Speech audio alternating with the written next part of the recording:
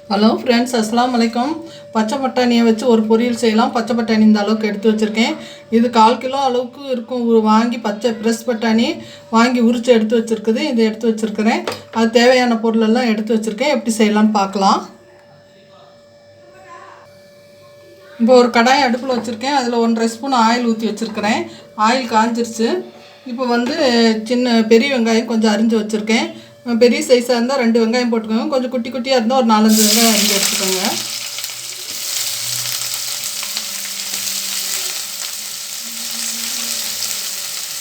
இந்த பச்சை பட்டாணி பொரியல் நம்ம தோசை கூட வச்சு சாப்பிட்லாம், சாதத்தோடு தொட்டு சாப்பிட்லாம். நம்ம புரோட்டாவுக்கு நல்லாயிருக்கும். சப்பாத்தி கூட உள்ள ஸ்டஃபிங் வச்சு கூட நம்ம சாப்பிட்லாம், நல்லாயிருக்கும்.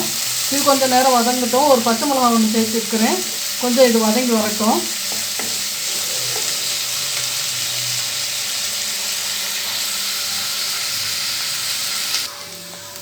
இப்போ வெங்காயம் ஓரளவுக்கு வதக்கி வந்துருச்சு. இப்போ நான் ஒரு 1/2 ஸ்பூன் இஞ்சி பூண்டு பேஸ்ட்டு சேர்த்துக்கிறேன். அதிகமாக சேர்த்து வேணால் கொஞ்சமாக இருந்தால் போதும். இஞ்சி பூண்டு பேஸ்ட்டு சேர்த்து நல்லா இப்போ கொஞ்சம் நேரம் வதக்கி கொடுக்கலாம். அது கூட நான் குட்டி குட்டியாக 2 தக்காளி எடுத்து வச்சுருக்கேன். அதையும் அரிஞ்சு நீல வாக்கில் அரிஞ்சு வச்சுருக்கேன். அதையும் போட்டு நான் வதக்கிடுறேன். இது நல்லா எல்லாம் கலந்து எல்லாம் வதங்கி வரட்டும். அது தேவையான அளவுக்கு நான் உப்பு சேர்த்துக்கிறேன். நான் தூள் உப்பு தான் சேர்த்துறேன். இஞ்சி பூண்டு பேஸ்ட்டுக்கு உப்பு போட்டு அரைச்சிருக்கேன். அதனால் கொஞ்சமாக நான் சேர்த்துக்கிறேன். நீங்கள் எவ்வளோ வேணுமோ உங்களுக்கு தகுந்த மாதிரி நீங்கள் சேர்த்துக்கோங்க. இப்போ இதெல்லாம் கலந்து கொடுத்துட்டு கொஞ்சம் நேரம் இது வேகட்டும். இஞ்சி பூண்டு வாசனை போகட்டும். தக்காளி கொஞ்சம் வதங்கி வரட்டும்.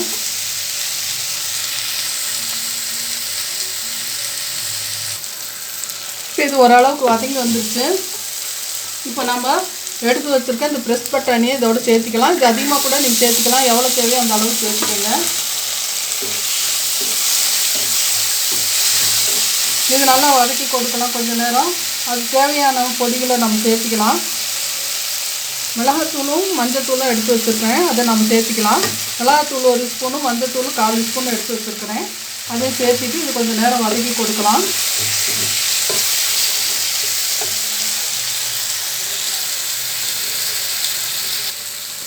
இப்போ இது கொஞ்சம் வதங்கி வந்துட்டுருக்குது. இப்போ இதுக்கு கொஞ்சமாக தண்ணி சேர்த்து இந்த பச்சை பட்டாணி அவிகிற அளவுக்கு நம்ம கொஞ்சம் தண்ணி சேர்த்துக்கலாம். ஒரு 50 ml அளவுக்கு கூட சேர்த்துக்கலாம். அதோட கொஞ்சம் குறைச்சி கூட இருக்கும். சேர்த்துட்டு இது கொஞ்சம் நேரம் வேகட்டும். மூடி போட்டு வைக்கலாம் ஒரு 2 நிமிஷம். இது நல்லா தண்ணி பூரா ட்ரை ஆகணும். அதளவுக்கு கொஞ்சம் நேரம் வேகட்டும். பயிர் இன்னும் கொஞ்சம் வேக வேண்டியதாக இருக்குது. அதனால் இன்னும் கொஞ்சம் தண்ணி சேர்த்தனேன் நான். உங்களுக்கு அர்ஜென்ட்டாக அவசரமாக செய்யணுன்றா நீங்கள் குக்கரில் போட்டு ஒரு விசில் விட்டு எடுத்துக்கோங்க. இல்லாட்டா இது வேகிறதுக்கு கொஞ்சம் லேட் ஆகுது. அதனால தான் நான் கடாயில் வச்சுட்டு பொறுமையாக நான் வேக வைக்கிறேன்.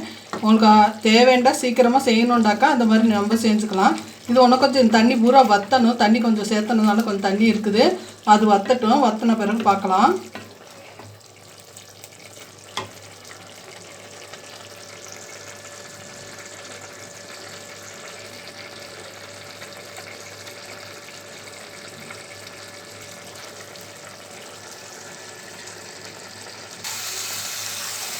இதிலேருந்து தண்ணியெல்லாம் வற்றிருச்சு. பயிரும் வெந்துருச்சு. இப்போ நம்ம இதில் சிம்மில் வச்சுக்கலாம். நெருப்பை வச்சுக்கிட்டு நான் ஒரு முட்டையை உடைச்சி இதோடு சேர்த்துறேன்.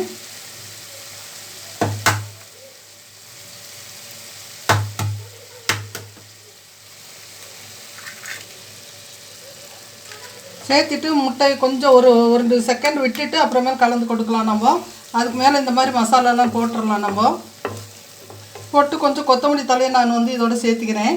கொத்தமல்லி தலை, கருவேப்பிலை அதையும் இதோடு சேர்த்துக்கிறேன்.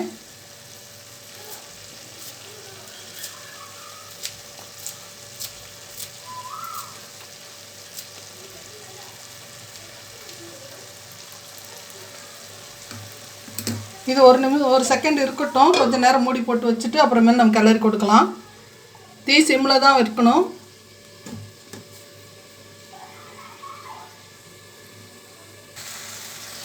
இப்போ இது முட்டை கொஞ்சம் ட்ரை ஆயிடுச்சு. இப்போ இது நம்ம கலந்து கொடுத்துடலாம்.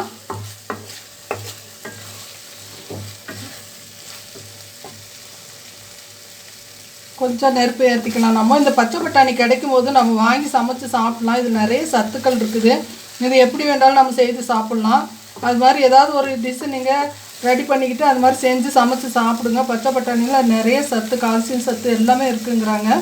அதனால் மறக்காமல் இந்த பச்சை பட்டாணி கிடைக்கும்போது, சீசன் கிடைக்கும்போது நம்ம வாங்கி சாப்பிட்லாம்.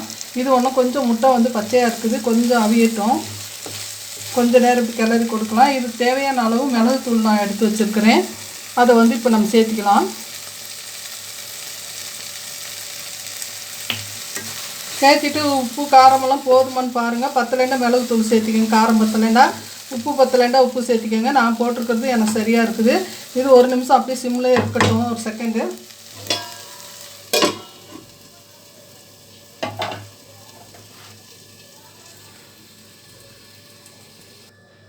ஒரு தவா அடுப்பில் வச்சுருக்கேன். ஒரு தோசை ஊற்றிக்கலாம்.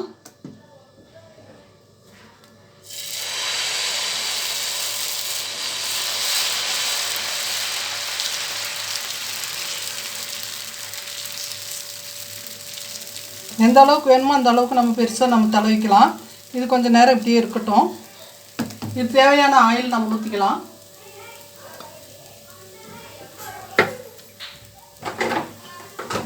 கொஞ்சம் வெந்து வரட்டும்.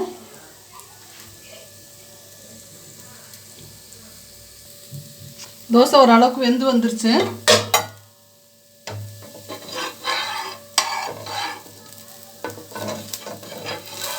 ஒரு பகுதியை இப்படி தூக்கி பிடிச்சிட்டு நம்ம இதை லேசாக கட் பண்ணிக்கலாம். கொஞ்சம் இந்த அளவு கட் பண்ணியாச்சு. தீ சிம்மில் வச்சுக்கோங்க.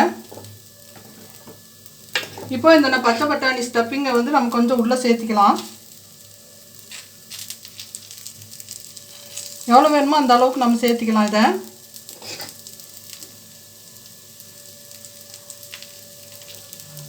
சேர்த்திட்டு இதை அப்படியே நம்ம ரோல் பண்ணலாம்.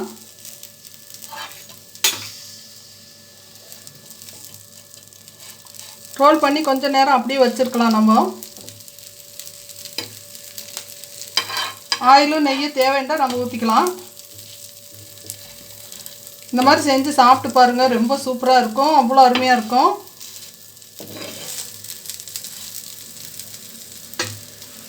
இதை நான் எடுத்துகிட்டு காமிக்கிறேன்.